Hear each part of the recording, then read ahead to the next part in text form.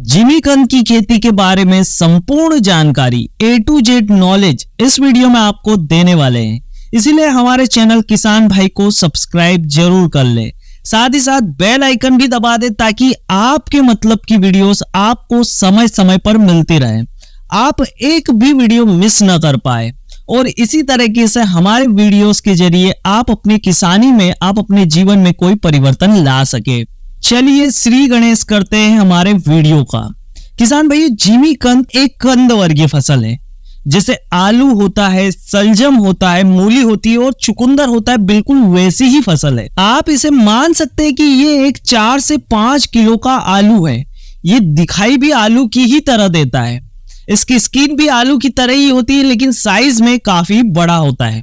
तो किसान भाई, ये तो हमने इसके बारे में जाना। अब हम बात कर लेते हैं कि इसकी खेती किस प्रकार की मिट्टी में की जा सकती है। किसान भाई, इसके लिए कोई स्पेसिफिक मिट्टी की आवश्यकता नहीं है। ये हर प्रकार की मिट्टी में इसकी फसल आराम से हो जाती है। केवल शर्त यह है कि मिट्टी उपजाऊ होनी चाहिए, ऑर्गेनिक मटेरियल की मात्रा ज्यादा होनी चाहिए, मिट्टी भुरभुरी होनी चाहिए। चूंकि ये कंद वर्गीय फसल है तो इसकी जड़ों को फैलने के लिए एक अच्छी भुरभुरी मिट्टी की आवश्यकता होती है। किसान भाइयों, अगर आपकी मिट्टी भुरभुरी नहीं है तो वो कैसे बनाए, वो भी वीडियो में आगे आपको बताने वाले हैं। तो किसान भाइयों, आप यहां तक वीडियो देखते देखते पहुंच गए हैं, लेकिन अभी तक आपने वीडियो को लाइक नहीं किया है तो प्लीज लाइक जरूर कर दे।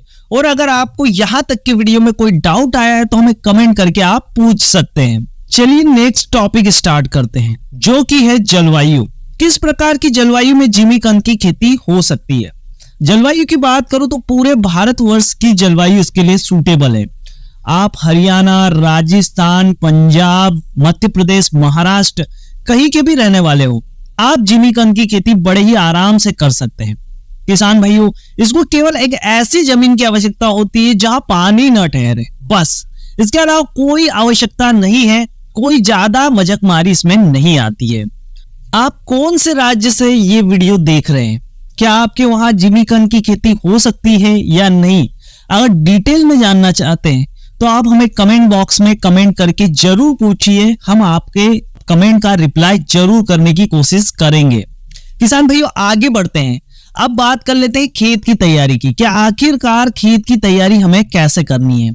किसान भाइयों, खेत की तैयारी का काफी महत्व होता है। जितनी भी कंद वर्गीय फसलें हैं उनमें, खास करके जिमीकंद में तो खेत की तैयारी ही सब कुछ है। जी हाँ मेरे किसान भाइयों, खेत की तैयारी आपको विशेष प्रकार से करनी है, तो ध्यान से और बड़ी ही शांति से ये सुनिए। सबसे पहले आपको खड़े खेत में गोबर की खाद डाल देनी है। उसके साथ में आपको 2 बोरी SSP यानी सिंगल सुपर फास्फेट डाल देना है।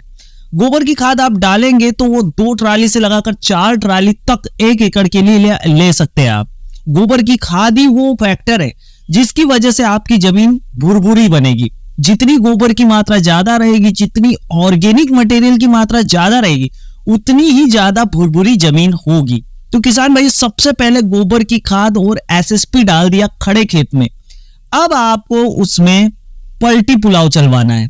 पलटी पुलाव चलवाना बहुत जरूरी है। एक अच्छे से नए पलटी पुलाव से आप अपने खेत में 2 बार या कम से कम 1 बार तो पलटी पुलाव जरूर करवा दीजिए। फिर आप इसे सूखने के लिए छोड़ दीजिए। कम से कम 10 से 15 दिन की कड़ी धूप के लिए इसे छोड़ सकते हैं। इसके बाद में आप कल्टीवेटर चलवाकर 2 बार कम से कम कल्टीवेटर चलवाकर, आड़ा तिरछा हल चलवाकर अच्छे से जमीन को तोड़ दीजिए। अब आप पाउडर फॉर्म में फंगीसाइड यानी फंगस नाशक दवाई, दीमक के लिए स्पेशल आने वाली कोई दवाई जो पाउडर फॉर्म में हो, और उसके साथ साथ कीटनाशक, इन्हें अच्छे से मिक्स करके, इन तीनों दवाइयों को अच्छे से मिक्स करके आपको अपने पूरे खेत में छिड़काव कर देना है। अगर आपको ऐसा लग रहा है कि इनका छिड़काव नहीं कर पा रहे हैं तो थोड़ी सी रेत लेना है आपको, काली या बलुई रेत ले सकते हैं, उसमें इनको मिक्स कर दीजिए, फिर पूरे खेत में फैला दीजिए। किसान भाइयों, इससे आपकी दीमक, चूंकि ये कंद वर्गीय फसल है जिसे दीमक और फंगस सबसे ज्यादा नुकसान पहुंचाते हैं, उससे छुटकारा मिल जाएगा। कम से कम शुरुआती समय के लिए तो छुटकारा मिल ही जाएगा। किसान भाइयों, इस टाइप से आपने पूरा काम कर लिया। अब ये दवाइयां जैसे ही आप डालते हैं उसके बाद में 2 से 3 दिन के लिए खेत को छोड़ दीजिए, आराम करने दीजिए। अब आता है सबसे मेन हथियार, यानी रोटावेटर। रोटावेटर से जमीन को अच्छे से भुरभुरी कर लीजिए, समतल कर लीजिए। अब इसके बाद में एक बार जैसे ही रोटावेटर हो जाता है, अब आप गड्ढे कर सकते हैं या फिर बेड बना सकते हैं। इसकी दो प्रकार से बुआई आप अपने खेत में कर सकते हैं। एक तो 1 फीट गहरा और 1 फीट चौड़ा गड्ढा आपको बनाना है, या फिर आप बेड बनाकर भी इसकी खेती कर सकते हैं। किसान भाइयों, यदि आप गड्ढे बना रहे हैं तो आपको लगभग 3.5 फीट की दूरी एक लाइन से दूसरे लाइन के बीच की और लगभग 1.5 से 2 फीट की दूरी एक पौधे से दूसरे पौधे के बीच की रखनी होगी। और अगर आप बेड बना रहे हैं तो बेड से बेड के बीच की दूरी 3.5 फीट और बेड की चौड़ाई 2 फीट रखनी है, जिसमें आप 2 फीट की दूरी पर ही अपने पौधों की रुपाई या बुआई करने वाले हैं। किसान भाइयों, अब हम जानते हैं सही समय के बारे में कि कब आप इसकी खेती कर सकते हैं। किसान भाइयों, मार्च से लगाकर जुलाई महीने तक, यानी मार्च, अप्रैल, मई, जून, जुलाई तक आप इसकी खेती कर सकते हैं। कभी भी इसकी रुपाई या बुआई अपने खेत में कर सकते हैं। किसान भाइयों, अब जानते हैं कि बुआई का सही तरीका क्या है। बुआई के लिए आपको एक पूरा कंद लेना है। उसकी एक आंख रहेगी ऊपर के साइड, जैसे हम आपको फोटो में दिखा रहे हैं। उस आंख के पास से आपको उस कंद के 4 टुकड़े कर लेने हैं। यानी मान लीजिए कि आपने 2 किलो का कंद लिया तो उसके 4 टुकड़े किए, तो एक टुकड़े में, हर टुकड़े में आंख आनी चाहिए, यानी आंख के भी 4 टुकड़े होंगे। तो 4 टुकड़े आधे आधे किलो के हो गए हैं। लगभग आधे किलो या 400 से 300 ग्राम तक के टुकड़े तो आपको लेना ही लेना है। किसान भाइयों, इसी को आंख को ऊपर रख के, जैसे हम आलू की बुआई करते हैं उसकी आंख को ऊपर रख लेते हैं, वैसे ही रख कर इसे जमीन में गाड़ देना है। ये आपकी बुआई का तरीका हो गया। किसान भाइयों, बेड पर या गड्ढे बनाकर दोनों प्रकार से आप इसको गाड़ कर आप इसकी बुआई कर सकते हैं। किसान भाइयों, आप कौन से एरिया में रहते हैं और वहां पर जिमी कंद की खेती किस प्रकार से की जाती है, किस प्रकार से उसकी बुआई की जाती है, अगर आप हमारे साथ शेयर करना चाहते हैं तो कमेंट करके जरूर बताएं। किसान भाइयों, अब बात कर लेते हैं सिंचाई की। तो जैसे ही बुआई करते हैं तो पहली सिंचाई आपको कर देनी है। किसान भाइयों, आप सिंचाई इस पर निर्भर करेगी कि आप बुआई कब कर रहे हैं। मान लीजिए आप मार्च, अप्रैल या मई महीने में बुआई कर रहे हैं तो आपको सिंचाई ज्यादा करनी पड़ेगी। लगभग 4 से 5 बार आपको पूरी फसल के दौरान सिंचाई करनी पड़ सकती है, जब तक कि आपकी बारिश शुरू नहीं होती है। हर 15-15 दिन में आपको सिंचाई करनी होगी। लेकिन मान लीजिए आप जून या जुलाई महीने में इसकी बुआई अपने खेत में कर रहे हैं, तब आपको इसकी सिंचाई ज्यादा करने की आवश्यकता नहीं होगी, क्योंकि उस समय तक बारिश शुरू हो चुकी होगी।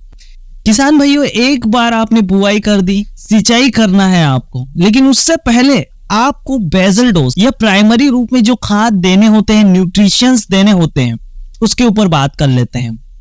तो बुआई के समय आपको 2 बैग डीएपी, 2 बैग पोटास और 1 बैग एसएसपी, अगर आप बेड बना रहे हैं तो बेड पे छिड़क दीजिए, और अगर आप गड्ढे कर रहे हैं तो गड्ढे के पास में एक मुट्ठी में लेकर, एक मुट्ठी में जितना आता है मटेरियल, उतना मटेरियल आपको डाल देना है। इस प्रकार से आप पहला खाद शुरुआत कीजिए। दूसरे की बात करूं तो 15 दिन, जब फसल थोड़ी बड़ी हो जाए, दिखने लग जाए आपको बाहर फसल, उस समय आप सल्फर, माइक्रो न्यूट्रिएंट्स और उसके साथ में जो वनस्पतिक ग्रोथ के लिए एनपीके आते हैं, उनमें से किसी भी एनपीके का इस्तेमाल करके इसके साथ में दे सकते हैं, ताकि शुरुआती समय में जब आपका पौधा वनस्पतिक ग्रोथ में रहे, वनस्पतिक बढ़ाव में रहे, उस समय आपको, आपके पौधे को ज्यादा दिक्कत न आए।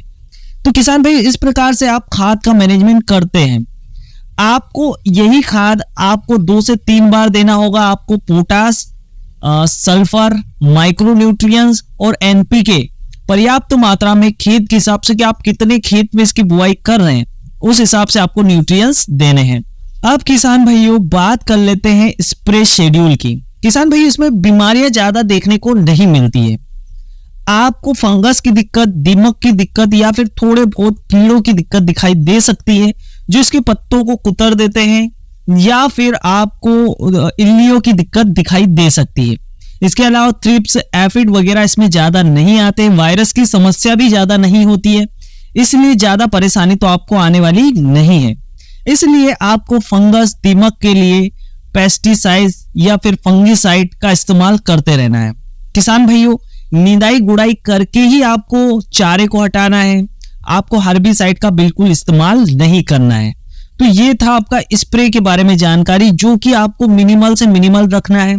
2 से 3 स्प्रे आपको लगेंगे, वो भी आपको जरूरत है तो ही स्प्रे करें। ऐसा नहीं है कि आपके खेत में फसल अच्छी है फिर भी आप स्प्रे करते जा रहे हैं मन समझाने के लिए, ऐसा आपको बिल्कुल नहीं करना है। किसान भाई बात करते हैं हार्वेस्टिंग। किसान भाइयों, अगर आप मई से लगाकर उधर जून जुलाई तक इसकी रुपाई बुआई अपने खेत में करते हैं तो आपकी हार्वेस्टिंग नवंबर से फरवरी के बीच में आती है।